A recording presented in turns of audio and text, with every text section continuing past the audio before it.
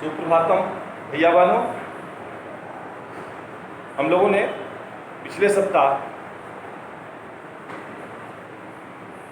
Europe में समाजवाद के आने के बारे में, समाजवादी विचारों के बारे में, जिसमें कोऑपरेटिव यानी सहकारिता, सरकार के सहयोग से सहकारिता और अंततः कार्ल मार्क्स के विचार जो आगे चलकर कम्युनिज्म या साम्यवाद के रूप में प्रचलित हुए, उन पर प्रकाश डाला था, उसका अध्ययन। अब हम ये जानने का प्रयास आज करेंगे कि यूरोप में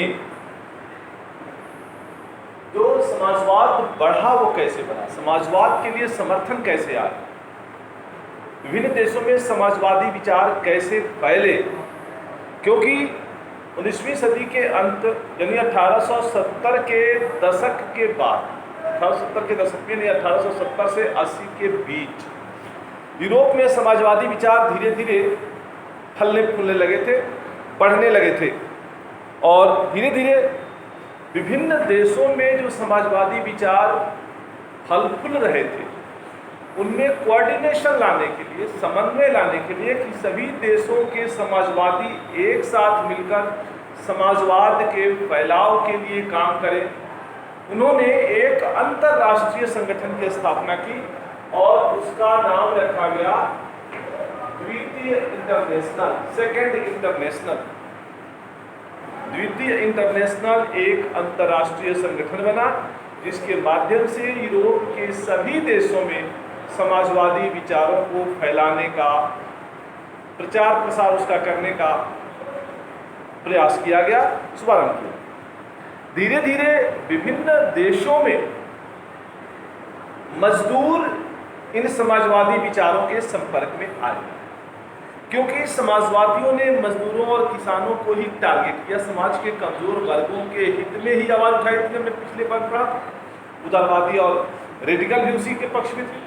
तो धीरे धीरे ये समाजवादियों के संपर्क में आने लगे और कई देशों में मजदूरों ने अपने हितों के संरक्षण के लिए, संवर्धन के लिए अपने संगठन स्थापित करना शुरू किया, जिसे हम आज मजदूर संघ या मजदूर संगठन के नाम से बहुत देशों में, या ट्रेड यूनियन के नाम से जानते हैं।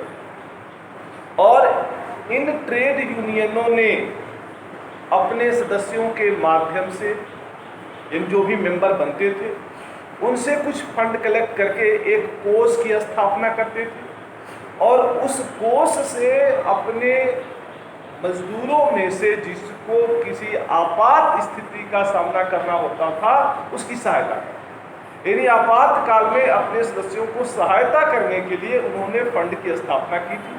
और दूसरी बात कि अपने हितों की रक्षा के लिए सरकारों पर दबाव डालने के लिए मजदूर संगठन काम करना शुरू कर दिए थे। कई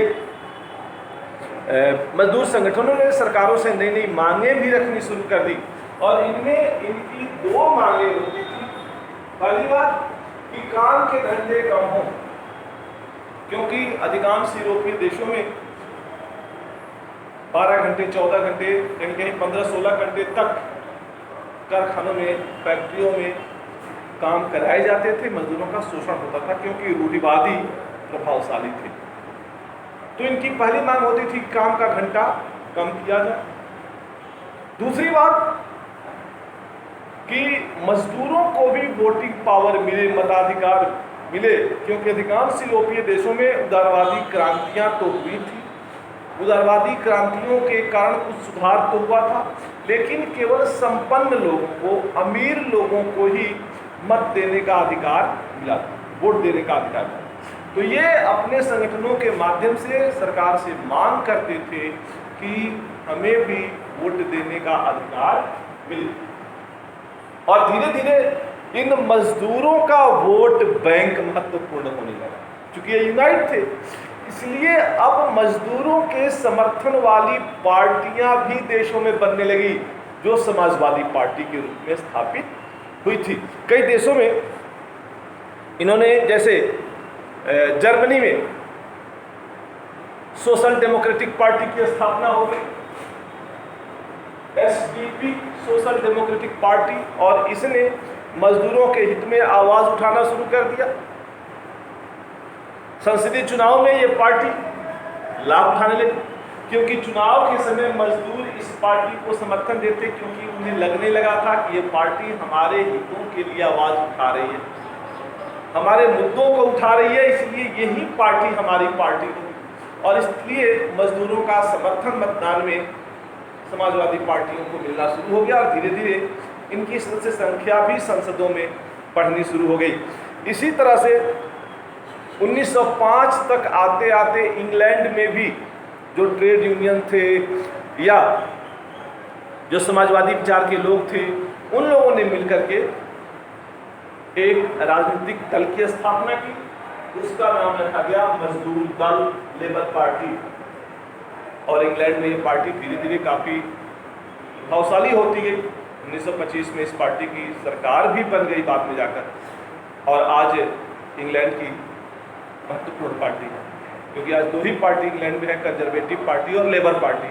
तो 20वीं सदी के प्रारंभ में स्थापित यह पार्टी आज 100 साल से अधिक इंग्लैंड के राजनीतिक इतिहास में अपना वर्चस्व बनाए हुए है। इसी तरह से फ्रांस में भी समाजवादी पार्टी बनी, सोशलिस्ट पार्टी बनी, और इस पार्टी को मजदूरों का समर्थन मिलना शुरू हुआ। यानी 20वीं सदी के प्रारंभ तक यूरोप के अधिकांश देशों में समाजवादी पार्टियों की स्थापना हो चुकी थी। समाज का एक बड़ा वर्ग, मजदूर वर्ग, किसान वर्ग, इनको समर्थन देने लगा था। चुनाव में इन पार्टियों को इसका लाभ मिलना शुरू हो गया था और धीरे धीरे सदन में, संसदों में इनका प्रतिनिधित्व बढ़ने लगा था। सदन में भी ये पार्टियां दबाव डालकर मजदूर हितैषी कानून बनवाने लगी थी, मजदूरों के पक्ष में सरकार को बाध्य करने लगी थी ये समाजवादी पार्टियां कानून बनाने के लिए। लेकिन एक बात फैक्ट है, सत्य है कि 1914 तक, हम इसलिए 1914 कह रहे हैं क्योंकि यूरोप के इतिहास की एक बड़ी घटना 1914 में प्रारंभ हुई, वो थी प्रथम विश्व युद्ध। तो प्रथम विश्व युद्ध तक समाजवादी पार्टियां काफ़ी प्रभावशाली तो हो गई थी, लेकिन यूरोप के किसी भी देश में सत्ता तक नहीं पहुंची थी। यानी इतना उनका प्रभाव नहीं बढ़ा था कि वो सदन में बहुमत ला करके सरकार बना सके। यानी किसी भी देश में समाजवादी पार्टी की सरकार नहीं बन पाई। अभी भी यूरोप के अधिकांश देशों में या सभी देशों में जहाँ ये उदारवादी सुधार हो चुके थे, वहाँ अभी भी रूढ़िवादी, उदारवादी या रेडिकलवादी लोगों का ही वर्चस्व था। लेकिन यह भी सत्य था कि समाजवादी धीरे धीरे आगे बढ़ रहे थे और उनको समाज के निम्न वर्ग का फायदा मिल रहा था, जिसके चलते आगे चलकर वो सत्ता में भी। तो यहाँ तक यानी प्रथम विश्व युद्ध तक यूरोप में समाजवाद धीरे धीरे स्थापित हो चुका था, और यहाँ के बाद वो प्रथम विश्व युद्ध के बाद या इस पीरियड में ही हम देखते हैं कि किस तरह से सत्ता तक वो पहुँचते हैं। आगे की कक्षा में हम इसके बारे में जानेंगे। धन्यवाद।